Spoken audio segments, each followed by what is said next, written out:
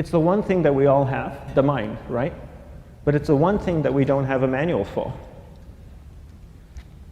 We buy a blender, we get a manual. Our iPhone comes with a manual. We get a car and it has a manual.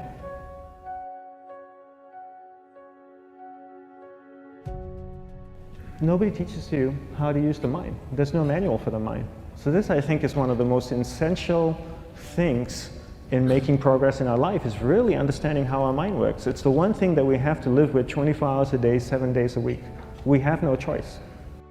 Imagine if most of you slept 8 hours a day, which most of you don't. You slept and you were awake 16 hours a day. In the 16 hours you practice your awareness just randomly moving from one thing to another, to another, to another, all day practice being distracted. What would you be good at after 6 months? You did the 16 hours a day, you just allow your awareness to jump from one thing to another, to another. I'll tweet right now, I'll switch to text messaging, then I'll go to email, oh, my phone's ringing, so I'll answer the phone, and then somebody's speaking to me, so I'll have 2 conversations at one time. And I'll just do this 16 hours a day, 7 days a week. So you get it being good at distracted. After 1 year, you're an expert at being distracted.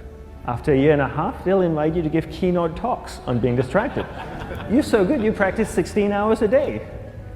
So the same works for the opposite. If you practice being concentrated 16 hours a day, what would you become good at? You become good at concentrating. And all it takes is practice. By just doing one thing at a time. Keeping your awareness on one thing at a time. And you integrate this into everything that you do in your life. So the best way to do it is pick a few opportunities in your everyday life. For example, we all speak with people. When I speak with somebody, I give them my undivided attention. I keep my awareness on them, and the conversation is really brief. Why? Because we're concentrated. We're not being distracted. A 10-minute conversation normally just takes 3 minutes because you're just so focused. I define concentration as the ability to keep that awareness on one thing for a prolonged period of time. So if I can keep my awareness on Eric and not drift away and think about the wedding, or drift away and think about the vacation, or what I'm going to do later, then I'm concentrating on Eric. Every time it drifts away, I bring it back. And the more I practice this, the more I practice concentration. So concentration is the ability to keep your awareness on one thing for a prolonged period of time. And that's a very simple definition of concentration. How do you get better at concentration? You practice this. You practice this 24 hours a day, 7 days a week. And it's the only way to get good at it. And what's the best way to practice it?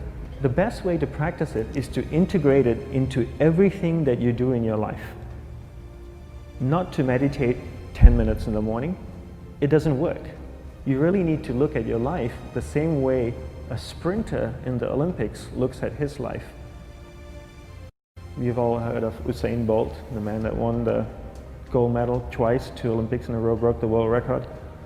I don't know anything about him, to be honest. But if I was looked at him, he obviously sprints, he practices running, probably does a lot of long distance, he probably does a lot of stretching as well, I'm sure he gets massages.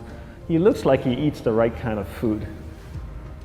Drinks the right amount of water, takes vitamins. His whole day is so disciplined. For what? To prepare him for 9.57 seconds. I think that's what the world record is, right? For 100 meters, 9.5 or 9.57 seconds. His whole day is preparing him for that short time, not the other way around. A lot of people say, you know what, I need to be more concentrated.